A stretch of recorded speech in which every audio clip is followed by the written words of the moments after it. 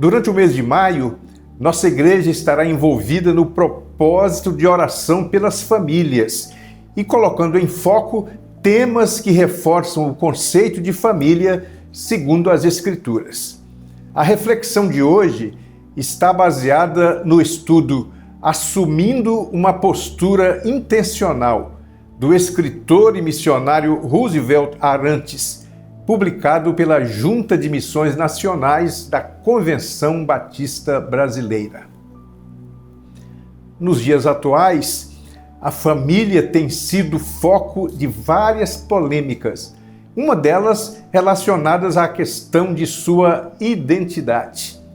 Identidade é o conjunto de atributos que caracterizam alguma pessoa, coisa ou instituição.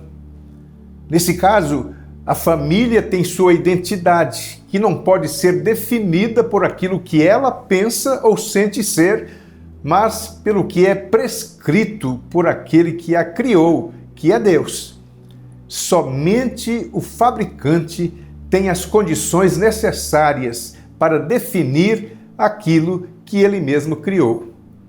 Então, somente Deus pode definir cada identidade da criação, e não é diferente com relação à identidade da família.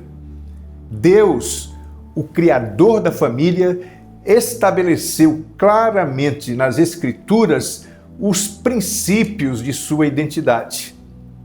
Como Criador, o Senhor não apenas estabelece os princípios e valores que devem nortear a família, como também se propõe a cuidar dela. Nesse caso, precisamos reconhecer que Ele e somente Ele pode guardá-la e sustentá-la. No Salmo 127, lemos: Se o Senhor não edificar a casa, em vão trabalham os que a edificam. Se o Senhor não proteger a cidade, em vão vigia a sentinela. Esse texto nos revela que o fundamento da edificação de nossa casa é Deus.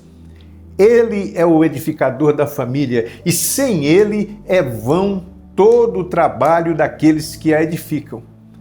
Mas é importante ressaltar que, ao mesmo tempo em que as Escrituras afirmam que sem Ele é vão o trabalho, fica claro que é necessária a nossa participação como edificadores, ou seja, há um trabalho de edificação do lar que compete a cada um de nós.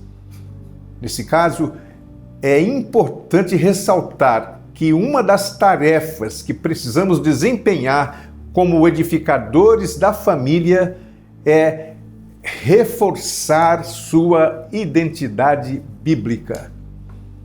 Vivemos num tempo em que o óbvio precisa ser reafirmado cada vez mais, em que os conceitos que eram naturais para nós já não são reconhecidos pela nova geração. É nossa responsabilidade, portanto, reafirmá-los para que a próxima geração não perca esses valores tão significativos para a manutenção da identidade bíblica da família. Pois seria uma tragédia se isso viesse a acontecer. A Bíblia diz que quando Josué morreu, bem como todos os outros israelitas que haviam saído do Egito, veio uma nova geração que não conhecia a Deus e fez o que era mal aos olhos dele, se deixando levar pela idolatria, como está escrito no livro de Juízes. Toda aquela geração também morreu e foi reunida a seus pais. E depois dela se levantou uma nova geração que não conhecia o Senhor nem as obras que ele havia feito por Israel. Então os filhos de Israel fizeram o que era mal aos olhos do Senhor, servindo os Baalins.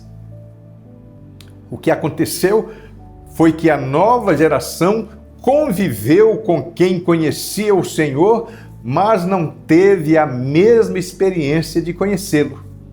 A geração anterior não conseguiu repassar para a nova geração as verdades relacionadas a Deus e aos propósitos dele. Se somos servos de Deus e reconhecemos que a Bíblia é a nossa única regra de fé e de prática, não podemos deixar de transmitir a nossos filhos os ensinos da palavra de Deus para que a nova geração continue comprometida com ela. Nesse caso, precisamos nos empenhar em edificar a família, transmitindo aos nossos filhos uma verdadeira fé. Esse compromisso vai nos levar a tomar atitudes práticas de transmitir à nova geração os valores bíblicos, experimentando o que está escrito no Salmo 145. Uma geração louvará a outra geração as tuas obras e anunciará os teus poderosos feitos. É nossa responsabilidade, portanto, transmitir à outra geração a identidade bíblica de família, e isso exige de nós intencionalidade. Precisamos ser intencionais ao edificarmos nossas famílias no conhecimento do Senhor e nos conceitos bíblicos de identidade pessoal e familiar.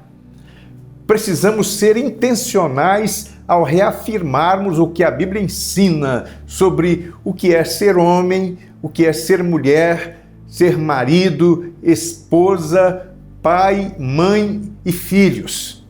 Precisamos reafirmar o que é uma família à luz da palavra, para que entre nós não se levante uma geração que não conheça o Senhor e nem os seus poderosos feitos. Nesse caso, deixo aqui o meu incentivo e o meu apelo para que você edifique sua família levando em conta os ensinos da Bíblia. Faça a opção pela definição bíblica de família e assuma o compromisso de repassar esse conceito. Sabendo que uma tragédia espiritual acontece quando uma geração deixa de conhecer o Senhor, faça a sua parte para evitar que essa tragédia aconteça em sua família. Seja intencional ao edificar sua família, colocando sempre em foco os princípios da palavra de Deus.